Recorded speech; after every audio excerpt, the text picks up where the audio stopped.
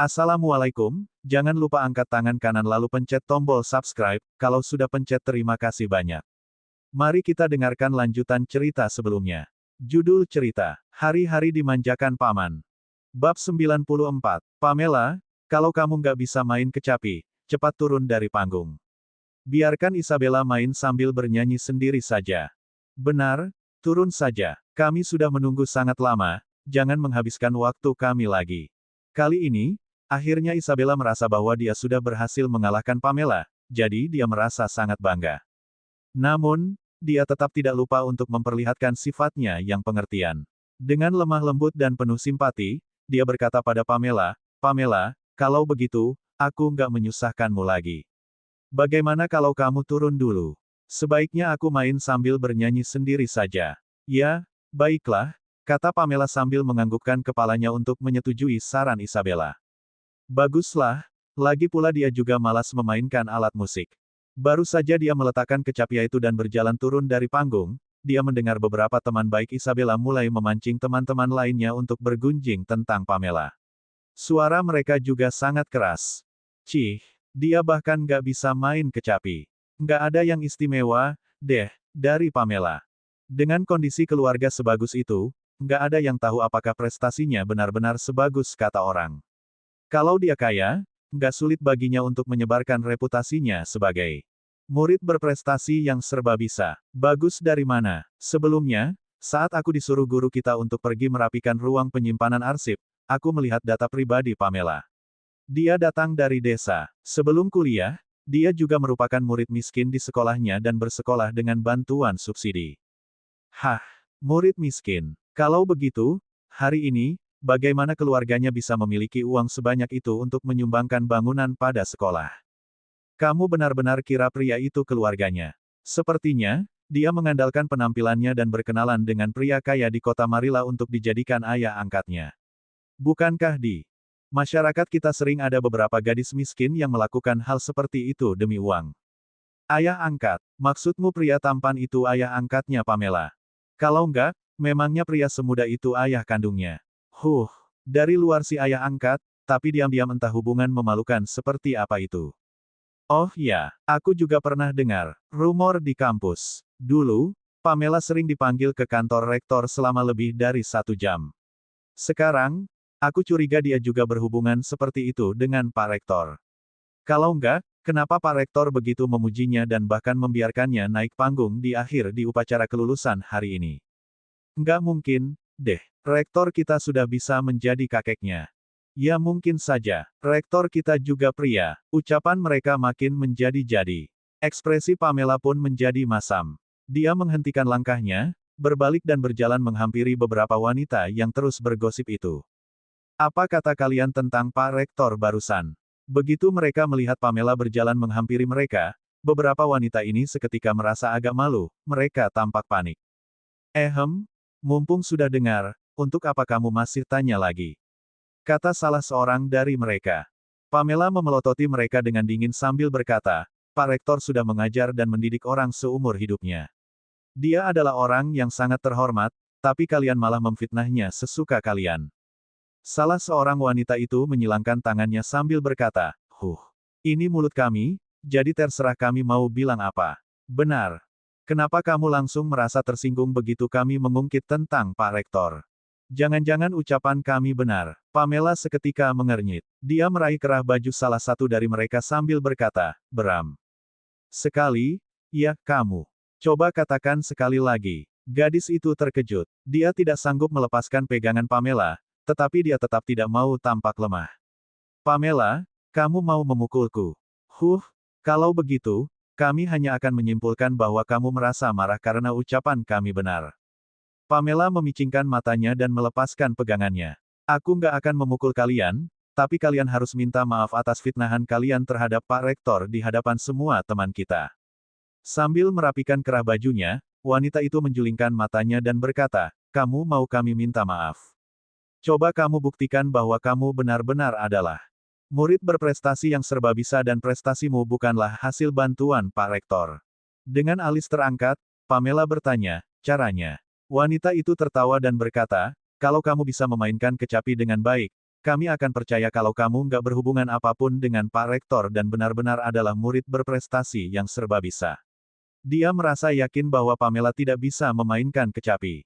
Kalau tidak, mengapa tadi Pamela menyerahkan kesempatan untuk tampil dan turun dari panggung? Bab 95. Sebelum Pamela bisa merespons, beberapa wanita di sekitarnya mulai memancingnya lagi. Kenapa? Nggak bisa? Iya, dia nggak bisa main, tapi mau pura-pura jadi murid pintar.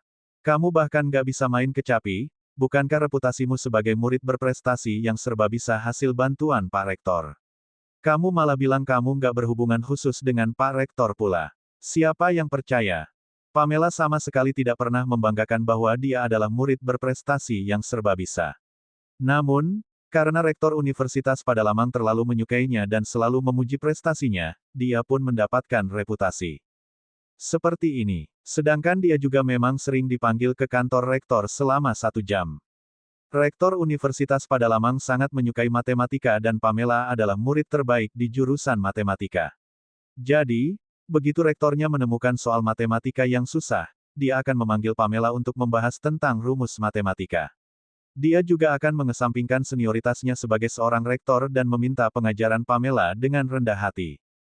Hal yang sangat sederhana malah menjadi sangat kotor di mulut orang-orang ini. Rektor ini mengagumi kemampuan akademik Pamela. Hal ini termasuk sebuah pencapaian langka dalam studi Pamela. Pamela sangat menghormati rektor universitas mereka, jadi dia tidak akan tinggal diam jika nama baik rektor yang sudah berusia itu dicemarkan karena dirinya. Sambil memikirkan hal ini, Pamela berkata, "Baiklah. Kalau begitu, biar aku mainkan satu lagu untuk kalian." Begitu dia mengucapkan ucapan ini, semua orang di sekitar langsung tertawa terbahak-bahak. Pamela, kalau nggak bisa, jangan pamer. Tadi, kamu juga turun panggung karena kamu nggak bisa main. Sekarang, kamu malah mau pergi main lagi. Kamu kira kami masik akan percaya kamu bisa main kecapi? Hahaha, maksudku, lagu yang kamu mainkan harus diakui merdu. Bukan asal main dan asalkan bersuara saja. Pada saat ini, di teras ruangan privat di seberang. Karena Justin masih belum cukup umur, dia tidak dibiarkan oleh Agam dan yang lainnya untuk main kartu dan minum-minum bersama. Dia pun hanya bisa pergi ke teras untuk duduk sendiri. Dia merasa sangat bosan. Tak disangka, dia kebetulan melihat Pamela diganggu oleh teman-temannya. Bukankah itu Pamela yang menyebalkan di seberang? Justin memegang sebotol air dan memandang ke seberang dengan penuh perhatian. Carlo, bawahannya, juga mencondongkan badannya dan melihat ke seberang. Sepertinya itu benar-benar istrinya Tuan Agam. Baru saja dia mengucapkan kata-kata ini, kepalanya langsung dipukul dengan keras oleh Justin. Istri kepalamu. Dia bukan istrinya Kak Agam. Kakakku barulah istrinya Kak Agam, kata Justin dengan kesal. Ya, Tuan, saya salah bicara. Carlo mengelus kepalanya dengan sedih dan membuang napas dengan tidak berdaya. Justin memandang ke seberang dengan penuh perhatian sambil tersenyum dan berkata, orang itu teman-temannya, iya. Sepertinya orang-orang yang membencinya banyak juga, bukan hanya aku seorang. Hal ini membuktikan bahwa karakter Pamela pasti bermasalah. Carlo tidak begitu menyetujui ucapan Justin. Aku nggak merasa bahwa Nona Pamela bermasalah. Jelas-jelas beberapa gadis itu sengaja menyusahkan, aduh. Sebelum dia bisa menyelesaikan ucapannya, pantatnya ditendang oleh Justin. Justin mendengus dan berkata, kamu berpihak pada siapa? Kalau aku bilang dia bermasalah, ia bermasalah. Carlo merasa sangat tidak adil. Dia berkata, baiklah, ucapan Tuan benar.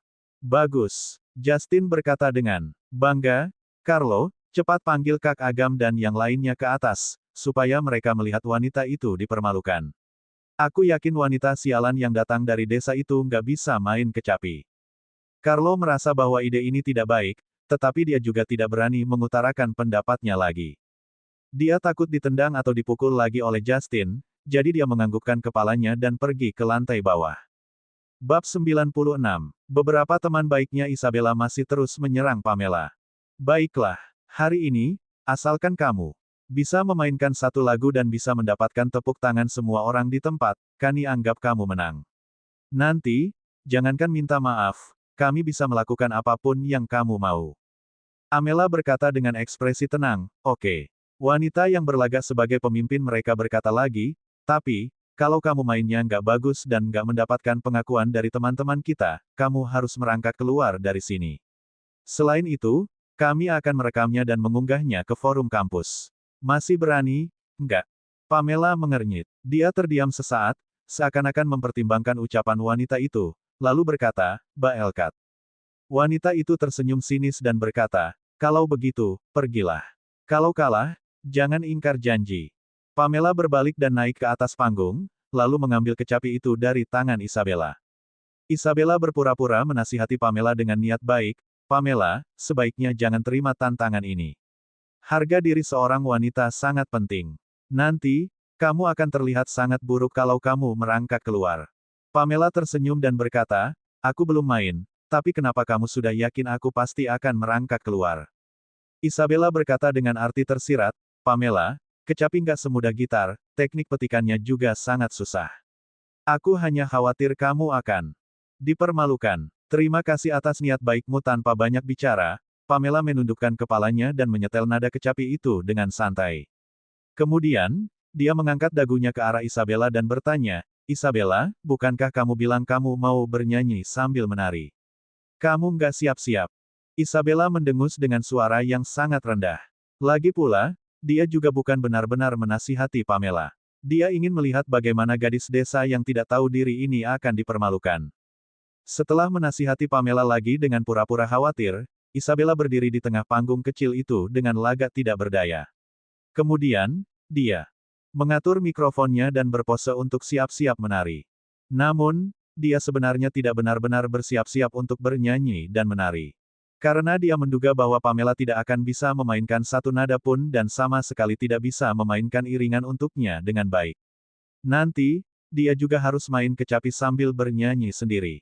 Di bawah tatapan curiga dan penuh ekspektasi semua orang, Pamela akhirnya memetik senar kecapi itu.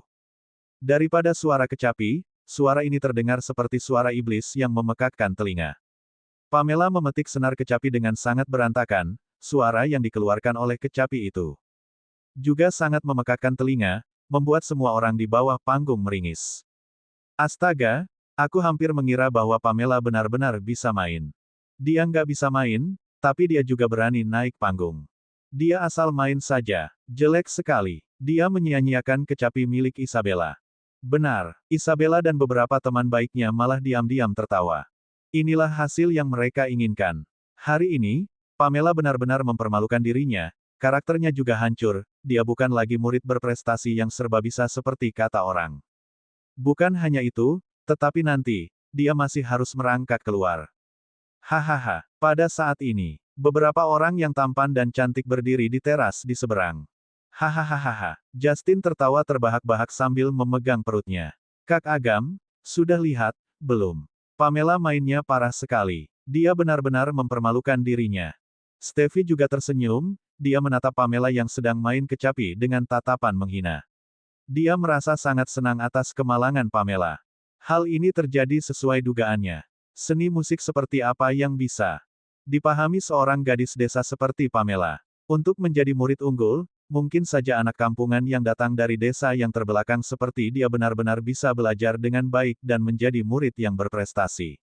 Namun, kalau soal kemampuan seni, mereka tidak akan bisa mencapai tingkatan tinggi. Eric hanya menyaksikan kejadian ini dengan ekspresi tidak tertarik. Derry menggelengkan kepalanya sambil membuang napas.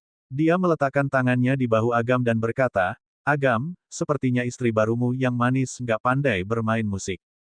Tatapan Agam mendalam. Dia memicingkan matanya dan tersenyum tipis sambil berkata, "Oh ya."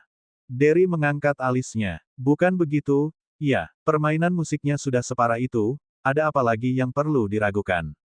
Pada saat ini, suara yang memekakkan telinga dari seberang itu tiba-tiba berubah menjadi irama yang merdu. Derry seketika tercengang. Dia menoleh dan melihat kembali ke seberang. Dia awalnya mengira bahwa pemain kecapi itu sudah berubah, tetapi tak disangka, orang yang memainkan kecapi itu masih tetap Pamela. Bab 97. Jadi, tadi dia hanya mempermainkan semua orang.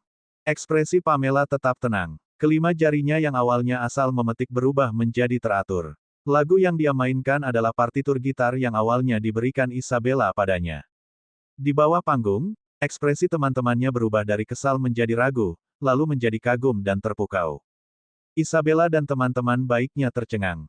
Mereka sama sekali tidak menyangka bahwa Pamela benar-benar bisa memainkan kecapi dengan baik. Dengan situasi yang tiba-tiba berbalik, beberapa teman-teman Isabella makin tidak mau kalah. Mereka mulai memperingatkan Isabella yang berdiri di atas panggung. Isabella, jangan diam saja. Ayo nyanyi. Ya, Isabella, kalahkan Pamela dengan suara nyanyianmu. Isabella, jangan lupa, kamu harus menari juga. Dengan peringatan teman-temannya, Isabella baru tersadam. Setelah dia menemukan irama yang tepat, dia mulai menyanyikan lagu yang dia tulis sambil menari.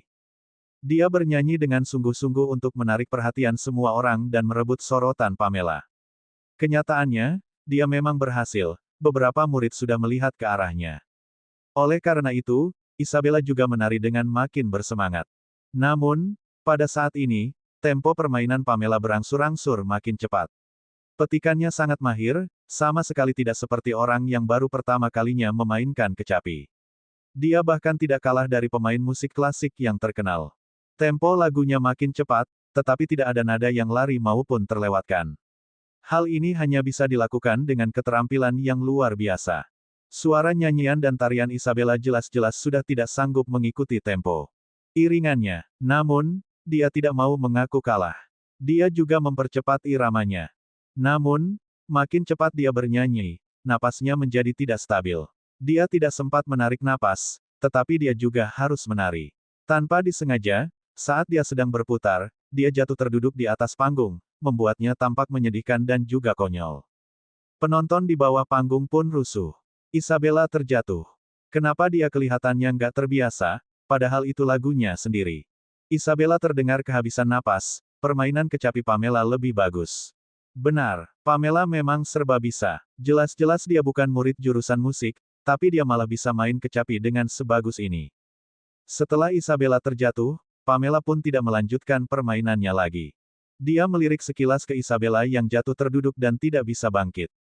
Kemudian, dia berkata pada orang-orang di bawah panggung, lagu yang ditulis Isabella memiliki gaya modern. Meskipun lagu ini bisa dimainkan dengan kecapi, kedengarannya kurang cocok. Bagaimana kalau aku mainkan lagu lain lagi untuk kalian? Baik, mau. Ayo mulai, Pamela. Kami sedang mendengarkan. Pamela mengangguk dan tersenyum kecil sambil berkata, aku persembahkan lagu, Syal Merah, untuk teman-temanku yang akan berpisah. Mohon pengertiannya kalau kurang bagus. Gadis ini mulai memetik senar kecapi itu dengan lemah lembut, terdengar sangat merdu dan penuh perasaan. Lantunan musik ini sangat menyentuh hati dan teknik yang digunakan Pamela juga sempurna. Setelah lagu ini berakhir, semua orang terdiam. Saat semua orang masih tenggelam dalam penghayatan jiwa lagu ini, terdengar suara tepuk tangan. Hari teras di seberang. Pamela menoleh dan melihat ke seberang. Untuk sesaat, dia merasa kebingungan. Apakah itu Agam? Sosok Agam yang tinggi dan ramping berdiri di seberang. Dia bertepuk tangan dengan ekspresi tertarik, suaranya nyaring. Seulas senyuman kecil tersungging di wajah pria yang tampan tetapi tidak ramah itu. Senyuman itu mengandung apresiasi, tetapi juga terlihat sinis. Sejak kapan Agam berdiri di sana? Sudah berapa lama dia menyaksikan kejadian di sini? Selain itu, beberapa temannya juga berada di sana. Mereka sedang menonton pertunjukan, iya.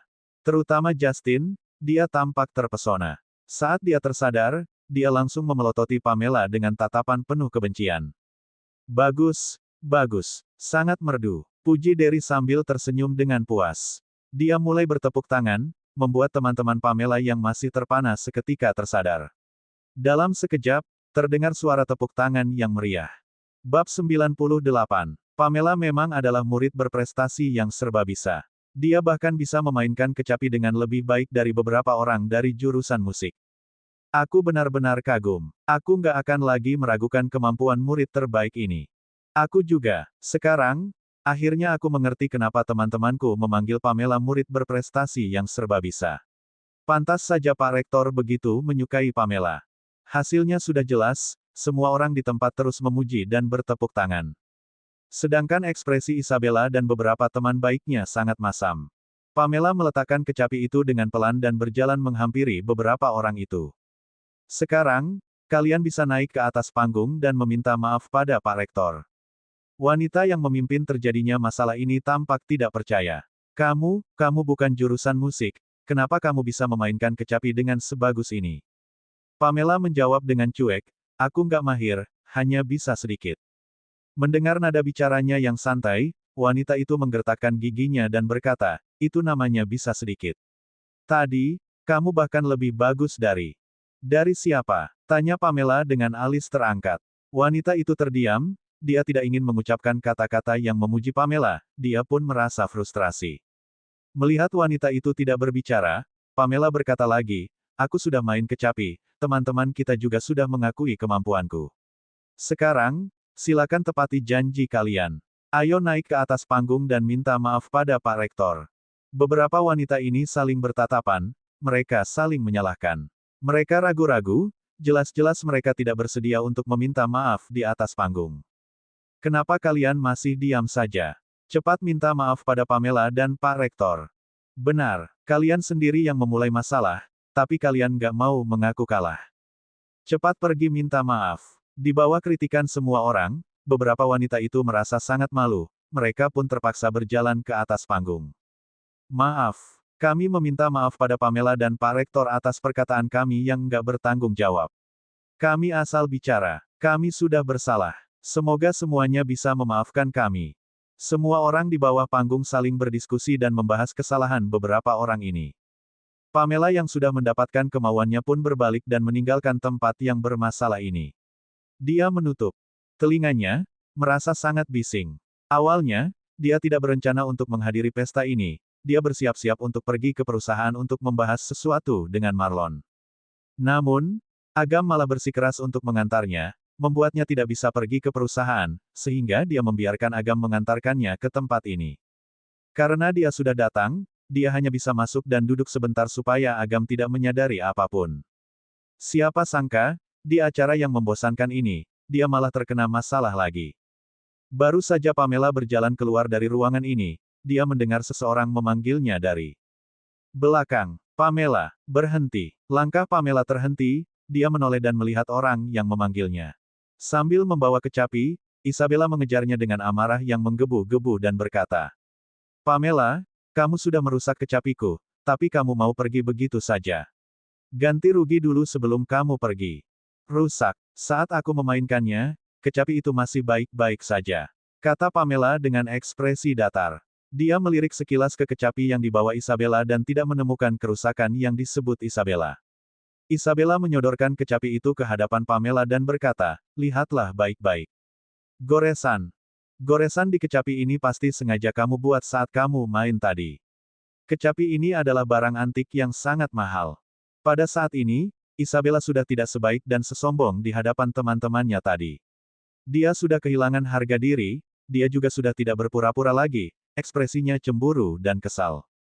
Pamela menundukkan kepalanya dan melihat, memang terdapat banyak goresan di kecapi tersebut. Dia mengernyit sambil bertanya, kamu mau berapa? Isabella kembali berpura-pura sungkan dan berkata, karena kita teman sekampus, aku juga nggak akan minta banyak, 200 juta saja. Bab 99. Pamela tertawa, 200 juta. Isabella, kamu kira aku gampang ditipu, ya, hingga kamu mau menipuku seperti ini. Isabella mendengus dengan sinis dan berkata, Pamela, bukankah keluargamu sangat kaya? Keluargamu bahkan bisa menyumbangkan gedung untuk universitas kita. Mana mungkin kamu bahkan nggak sanggup ganti rugi sebuah kecapi? Pamela memicingkan matanya dan bertanya balik, kalau aku nggak mau ganti rugi. Kamu nggak mau ganti rugi. Mata Isabella terbelalak. Dia pun mengancam Pamela, hari ini, kalau kamu berani nggak ganti rugi, aku akan lapor polisi. Bagaimanapun, ada sidik jarim di kecapi ini. Tadi, semua orang juga sudah melihatmu memainkan kecapi ini, jadi kamu nggak akan bisa mengelak. Pamela mengangkat bahunya dengan acuh tak acuh. Isabella jelas-jelas merasa kesal karena dia tidak berhasil menjadi pusat perhatian, jadi dia datang mencari masalah lagi dengan Pamela. Dasar wanita rendahan. Baiklah, kamu bisa lapor polisi. Saat polisi datang, mereka bisa menilai apakah kecapi ini benar-benar barang antik atau bukan dan apakah harganya 200 juta atau bukan. Mereka juga bisa menilai apakah perbuatanmu termasuk penipuan atau bukan. Isabella seketika tercengang. Dia tampak panik. Tak disangka, dia tidak berhasil menakuti Pamela. Dia pun mengumpati Pamela dengan makin murka, "Pamela, dasar wanita jalang yang licik." Pamela tersenyum tipis dan berkata, "Aku licik. Bukankah kamu yang sengaja mencari masalah dan ingin mencelakaiku? Aku nggak peduli. Kamu harus ganti rugi. Sekarang juga. Kalau nggak, kamu nggak boleh pergi." Karena Isabella tidak bisa mengalahkan Pamela dengan ucapannya, dia mulai mengadang di hadapan Pamela dan tidak membiarkan Pamela pergi. Tadi, dia tidak bisa mempermalukan Pamela di hadapan semua orang. Sekarang, dia pun membuat Pamela membayar uang ganti rugi. Intinya, dia tidak bisa membiarkan Pamela pergi begitu saja. Isabella sudah bertekad, dia tidak akan membiarkan Pamela bersenang hati. Benar, dia merusak kecapinya sendiri untuk mencelakai Pamela. Selain itu, meskipun kecapi ini bukan barang antik, kecapi ini memang sangat mahal. Jika dia tidak berhasil mencelakai Pamela, dia sudah merusak kecapinya sendiri dengan sia-sia. Oleh karena itu, jika Pamela tidak ganti rugi, Isabella tidak akan menyerah. Kesabaran Pamela juga ada batasnya. Dia sudah tidak tahan lagi. Dia mengepalkan tangannya yang kecil dan hendak memukul Isabella. "Hadis kecil, ada apa ini?" Tiba-tiba, terdengar suara seorang pria yang rendah dan berwibawa, memecahkan perseteruan antara kedua wanita ini. Isabella mengira bahwa ada orang yang lewat, yang ingin ikut campur urusan mereka. Baru saja dia menoleh dengan kesal dan mau memarahi orang itu, dia langsung terkejut. Orang yang menghampiri mereka adalah seorang pria yang tampan, tinggi dan ramping. Pria ini mengenakan setelan jas dari merek ternama. Dia terlihat elegan dan anggun, tetapi juga santai. Melihat pria tampan ini, wajah Isabella seketika memerah. Sifatnya yang agresif dan kasar langsung menghilang. Dia menunduk dengan lemah, seakan dia adalah korban dalam pertengkaran ini. Dia berkata, "Tuan, maaf sudah mengganggu." Dia merusak kecapiku yang antik, tapi mau pergi tanpa ganti rugi, jadi aku merasa kesal. "Oh ya, merusak barang orang lain, tapi mau pergi tanpa ganti rugi. Ini perbuatan yang nggak benar." Pamela menatap Derry berjalan menghampiri mereka dengan tenang. Dia mengenali Derry sebagai temannya Agam, tetapi dia tidak memahami tujuan perbuatan pria ini. Apa yang mau dia lakukan? Derry berjalan ke hadapan Isabella dan bertanya dengan lembut, "Rusak di bagian mana? Coba aku lihat." "Coba Tuan lihat. Goresan-goresan ini dibuat olehnya," kata Isabella dengan wajahnya yang memerah. Dia menyodorkan kecapinya pada pria tampan itu dengan ekspresi sedih sambil menyalahkan Pamela. Dia berpikir bahwa pria setampan ini pasti tertarik padanya, sehingga pria ini datang dan memedulikannya. Hal ini membuktikan bahwa dia lebih cantik dan lebih menarik perhatian pria daripada Pamela. Derry melihat kecapi itu dan mendecakkan lidahnya. Goresannya memang parah, sayang sekali, padahal kecapi ini bagus. Dengan dukungan seorang pria tampan yang kelihatannya berstatus hebat, Isabella seketika merasa percaya diri. Setelah berpikir sejenak, dia berpura-pura sedih dan mulai menangis. "Tuan, kamu harus membantuku. Kecapi ini adalah barang antik, tapi dia sengaja merusaknya dan nggak mau ganti rugi." Cerita bersambung.